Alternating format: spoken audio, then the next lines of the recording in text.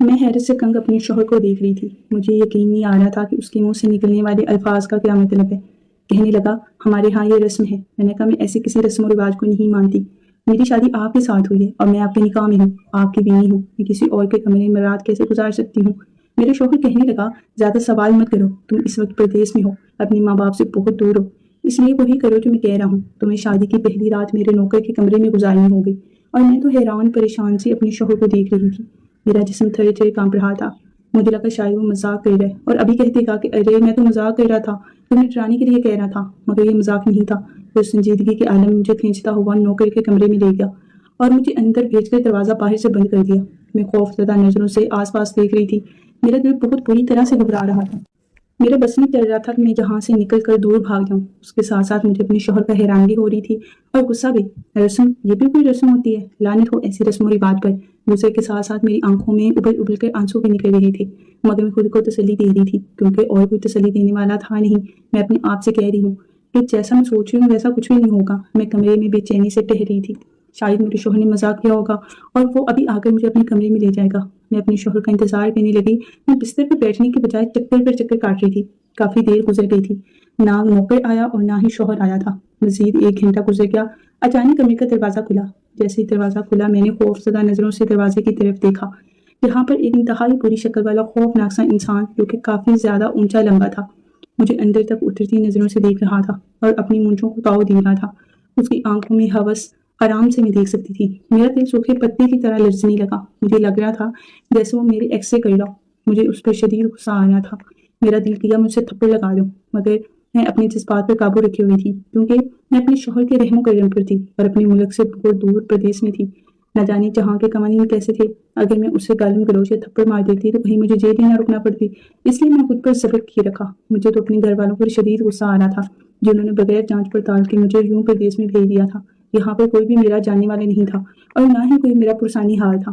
آج میری شادی کو پہلا دن تھا اور پہلے ہی دن میرے شوہر نے اتنا گھناؤنا مذاق میرے ساتھ کیا تھا، اس لیے پہلی ہی رات مجھے خود سراہنے کی بجائے میری تعریف کرنے کی بجائے اٹھا کمرے میں بھیج دیا۔ مجھے لگا شاید میرے شوہر پاگل ہے یا کوئی نفسیاتی مریض ہے۔ بھلا کون اپنی کمواری انجوئی بیوی کو کسی دوسرے مرد کے حوالے کرتا ہے؟ آج کل بھروسے کا زمانہ ہی کیا ہے؟ اوپر سے میں اتنی خوبصورت ہوں، یہ نوکر تو میری خوبصورتی کا فائدہ اٹھا سکتا ہے اور اپنے مالک کے ساتھ دغا کر سکتا ہے۔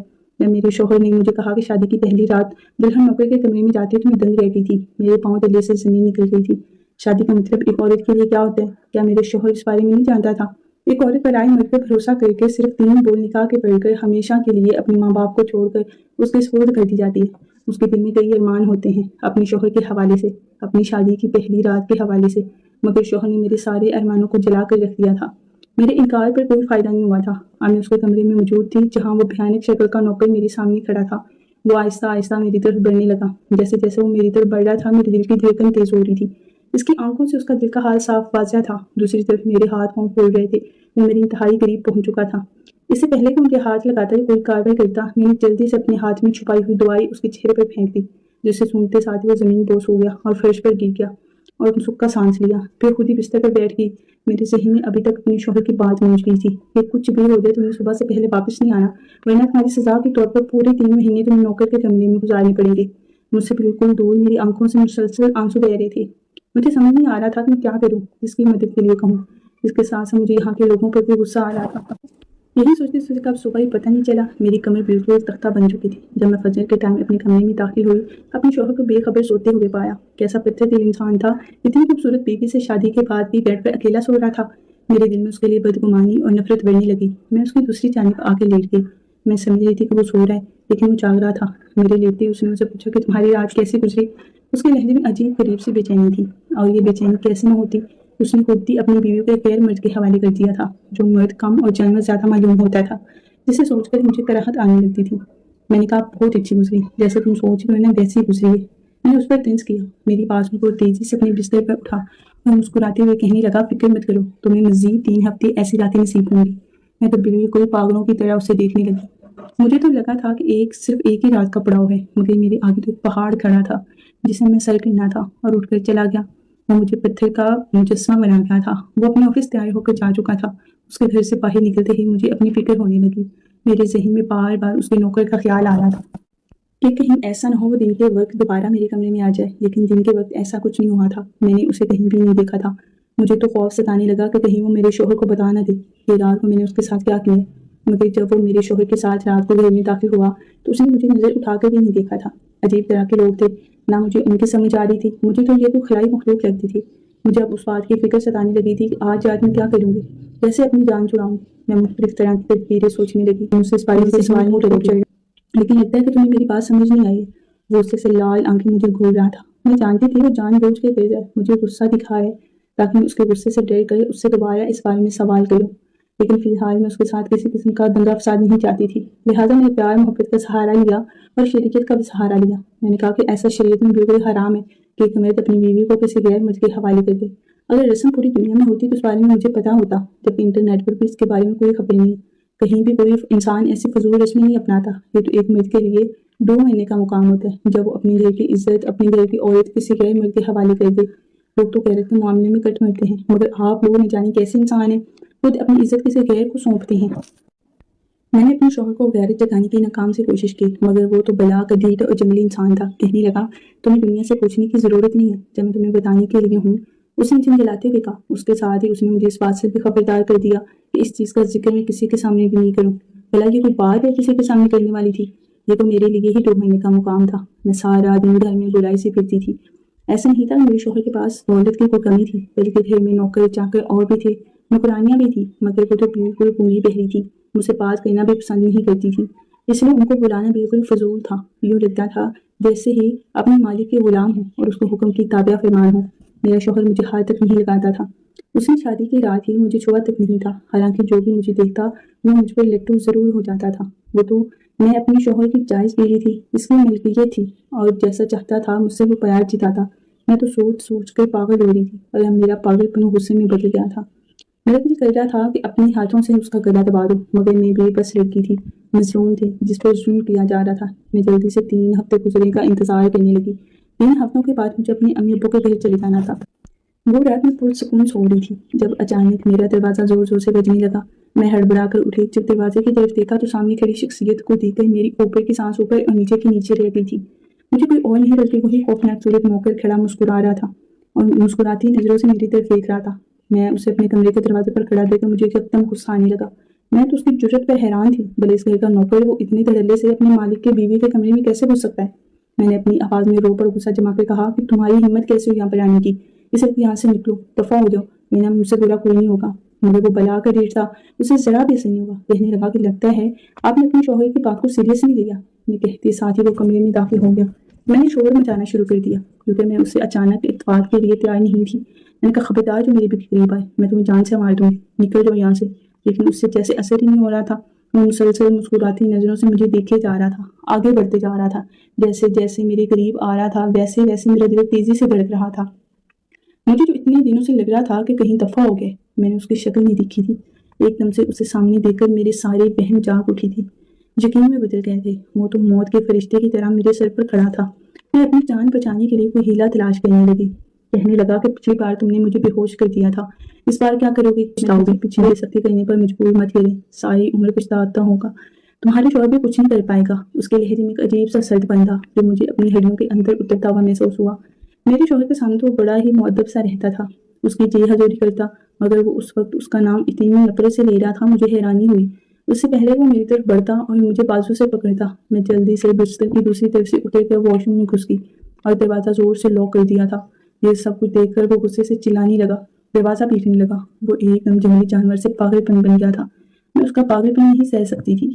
میں دیوار کے ساتھ ٹیک لگا کر پھوٹ پھوٹ کر رونے لگی، اپنی قسمت کو کوسنے لگی، اپنے ماں باپ کو۔ اس نے مجھے اس بات کا اندازہ ہو گیا تھا کہ یہ نوکر میری جان اتنی آسانی سے نہیں چھوڑے گا، مجھے منوا کے یہی دم دے گا۔ تھوڑی دیر کے بعد مجھے ایسا لگا جیسے باہر سکون ہو گیا، کیونکہ اب اس نوکر کی آواز آنا بند ہو گئی تھی، مگر ایک یہ طوفان کا پیش خیمہ ثابت ہوئی تھی، کیونکہ اب دروازہ زور زور سے ہلنے لگا تھا جیسے زلزلہ آ رہا ہو۔ مجھے لگا میرا حشر بھی ابھی اس دروازے کے جیسا ہوگا، میرے ساتھ بھی وہ اسی طرح زبردستی کرے گا۔ مجھے اپنا آپ کسی کھائی میں گرتا محسوس ہونے لگا تھا۔ مجھے لگا آج میرا اس دنیا میں آخری دن ہے۔ پھر ایک شدت سے دروازہ کھلا اور زمین بوس ہو گیا۔ اس وحشی درندے نے دروازہ توڑ دیا تھا۔ وہ مجھے سامنے دیکھ کر جتاتی ہوئی نظروں سے گھور رہا تھا۔ کہ میں کچھ بھی کر سکتا ہوں، مجھ سے بچ نہیں سکتی آپ۔ میں تو صرف تھوڑے تھوڑے کانپ رہی تھی۔ کہنے لگا تمہیں لگتا ہے آج تم مجھ سے اپنی جان چھڑا لو گی اور بھاگ جاؤ گی؟ اس کے تیور خطرناک حد تک بدل گئے تھے۔ وہ اب کسی بھی قیمت پر مجھے اپنی حمانیت کا نشانہ بنانے لگا تھا کہ اچانک ایک فرشتہ کمرے میں نازل ہوا۔ وہ فرشتہ کوئی اور نہیں بلکہ ہماری گھر کی وہ جنگلی بحری ملازمہ تھی جو مجھ سے سلام تک نہیں دیتی تھی۔ اس نے نوکر کے کان میں کچھ سرگوشی کی اور نوکر نے اس بات میں سر ہلا دیا کہ نوکرانی سے بالکل نارمل لہجے میں بات کر رہا تھا، جیسے وہ بالکل انسان ہو، اور میرے سامنے یوں جنگلی جانور بن گیا تھا جیسے میں نے اس کا نہ جانے کیا بگاڑا تھا۔ نوکرانی کے جانے کے بعد اس کے تاثرات ایک دم سے بدل گئے تھے۔ اب اس کے چہرے پر نرمی آ گئی تھی۔ اس نے میرا چہرہ پکڑا، مسکراتے ہوئے کہنے لگا، لگتا ہے کہ تمہاری قسمت تمہارے ساتھ ہے، لیکن فکر مت کرو، آج تم اس سے بچ گئی ہو لیکن کل ایسا نہیں ہوگا۔ یہ کہہ کر وہ تیزی سے کمرے سے نکل گیا اور میں یوں تھی جیسے میری جان اس عذاب سے چھوٹ گئی ہو۔ میں نے خدا کا شکر ادا کیا اور دروازہ لاک کرنا نہیں بھولی تھی، مگر کیا فائدہ تھا؟ وہ تو کوئی جانور تھا، وہ دروازہ توڑ بھی سکتا تھا۔ نہ جانے اگر دروازے کی جگہ میں اس کا ہاتھ آ جاتی تو وہ میرا کیا حشر کر دیتا۔ یہی سوچتے سوچتے میں کب سو کر اٹھی۔ میرا شوہر کمرے میں موجود تھا، شیشے کے آگے کھڑا اپنے بال بنا رہا تھا۔ مجھے تو حیرت ہو رہی تھی، اپنی بیوی کو بے سکون کر کے اتنا پرسکون کیسے ہو سکتا ہے، مگر میری اندر تو ہمت ہی نہیں تھی کہ میں اس شفاق انسان سے بات بھی کر سکتی۔ مجھے وہ دیکھتا پا کر مسکرا کے میری طرف بڑھنے لگا۔ مبارک ہو، تو تمہاری کل کی رات بہت ہی خوبصورت گزری ہے۔ مجھے لگا جیسے وہ میرے منہ پر تماچا مار رہے ہیں یا کوئی طنز کر رہے۔ میں اس کی اس قدر بے غیرتی پر حیران ہو گئی تھی۔ آخر وہ کس قسم کا مرد تھا؟ یہ کہتے ساتھ ہی وہ اپنی انگلیوں پر کوئی تاریخ کہنے لگا 3-4 بار اور کرنا ہے بس، پھر تم ہمیشہ ہمیشہ کے لیے میری دسترس میں آ جاؤ گی۔ میں اس دن کا شدت سے انتظار کر رہا ہوں اور میں اپنے بالکل ہونکوں کی طرح اسے دیکھ رہی تھی۔ اب تو میں اس کے بارے میں کوئی بھی رائے قائم کرنا نہیں چاہتی تھی۔ نہ جانے وہ کس قسم کا مرد تھا۔ اب میں آنے والی رات اٹھانا بھول گئی تھی۔ میں نے جلدی سے اپنی ساس کا نمبر ڈائل کیا کیونکہ مجھے زبانی یاد تھا۔ جیسے میری اپنی ساس سے بات ہوئی، وہ انتہائی خوشی کے عالم میں مجھ سے مخاطب ہوئی۔ میرا دل ایک دم سے شان پڑ گیا کہ چلو کوئی تو ہے، کوئی انسان کی زبان تو سمجھتا ہے نا۔ میں نے ان سے کہا، میں آپ سے ملنا چاہتی ہوں، آپ ڈرائیور کو بھیج دیں۔ کہنے لگی 1 گھنٹے کے اندر ڈرائیور وہاں آ جائے گا اور تمہیں لے آئے گا اور مجھے آج کی رات اس نوکر سے چھٹکارا مل جانا تھا۔ میں بہت زیادہ خوش تھی۔ 1 گھنٹے کے بعد جب ڈرائیور آیا، نوکرانی حیران پریشان سے مجھے تیار ہو کر باہر نکلتا دیکھنے لگی۔ مجھے یقین تھا وہ کمال کو شکایت لگا دے گی، تمہاری بیوی چلی گئی ہے۔ میں نے نوکرانی کو جتاتی نظر سے کہا کہ میرے شوہر کو بتا دینا کہ اپنی ساس سے ملنے جا رہی ہوں، اور میں جلدی سے گاڑی میں جا کر بیٹھ گئی اس سے پہلے کہ وہ مجھے روکتا۔ میرے جانے کے بعد میرے شوہر کے غصے سے کال آ گئی تھی۔ میری ساس نے نمبر پر ٹرائی کی تھی۔ کہنے لگا، تمہاری ہمت کیسے میری اجازت کے بغیر کہیں جانے کی؟ مگر میں کوئی بھی پرواہ نہیں کی تھی کیونکہ میں اب انسانوں کے درمیان موجود تھی۔ وہ بہت اچھے لوگ تھے۔ میں نے اپنی ساس سے بات کرنے کی کوشش کی تھی۔ میں نے کہا کہ آپ کا بیٹا اس طرح سے مجھے اپنے نوکر کے کمرے میں بھیجتا ہے، اور روزانہ رات کو پہلے کون سا مرد ایسا کرتا ہے جو اپنی بیوی کو ایک پرائے مرد کے حوالے یوں کر دے؟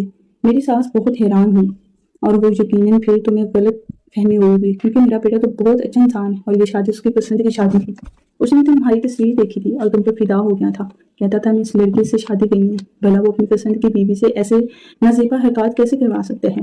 اور اسی بات پر میں بھی حیران تھی۔ میں نے کہا، آپ کو برا لگتا ہے میں جھوٹ بول رہی ہوں؟ ابھی بھی اس کے یہاں بلوا لیں اور پوچھ لیں۔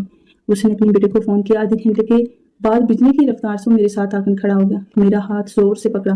میں ایک دم گھبرا گئی۔ میری انسانیت، میری ساس اس کی آنکھوں میں آنکھیں ڈال کر پوچھ رہی تھی کہ تم نے اس بچی کا اتنا پریشان کیوں کیا ہوا ہے؟ اس نے کہا، ایک دم سے مجھے اپنے ساتھ لگا لیا۔ کہنے لگا، میں بھلا اسے پریشان کیوں کروں گا؟ میں تو اس سے بے انتہا محبت کرتا ہوں۔ اور یہی بات نوکر والی کا ڈرامہ تھا۔ میں نے اسے ٹیسٹ کرنا چلا کیونکہ میری پچھلی منگنی اسی وجہ سے ٹوٹی تھی کہ میرے بیٹے نے مجھے دھوکہ دیا تھا۔ وہ ایک بدکار عورت ہے اور میں نہیں چاہتا تھا کہ مزید بدکاری میری زندگی میں شامل ہو، اس لیے میں نے اپنے نوکر کے ذریعے اس کا امتحان لینے کی کوشش کی، مگر اس کا انجام، میرے نوکر نے کوئی نقصان نہیں پہنچایا تھا اور نہ ہی اس کا کوئی ارادہ تھا۔ وہ صرف ڈراتا اور دھمکانا چاہتا تھا۔ میں اپنے شوہر کو دیکھ کر حیران رہ گئی تھی۔ اپنی بیوی کا امتحان اس طرح سے کون لیتا ہے؟ میں نے ایک دم سے اپنا ہاتھ اس کے ہاتھ سے جھٹک دیا اور کہا، مجھے واپس پاکستان جانا ہے، مگر آپ کے بیٹے کے ساتھ نہیں رہنا جو ایک نفسیاتی مریض ہے۔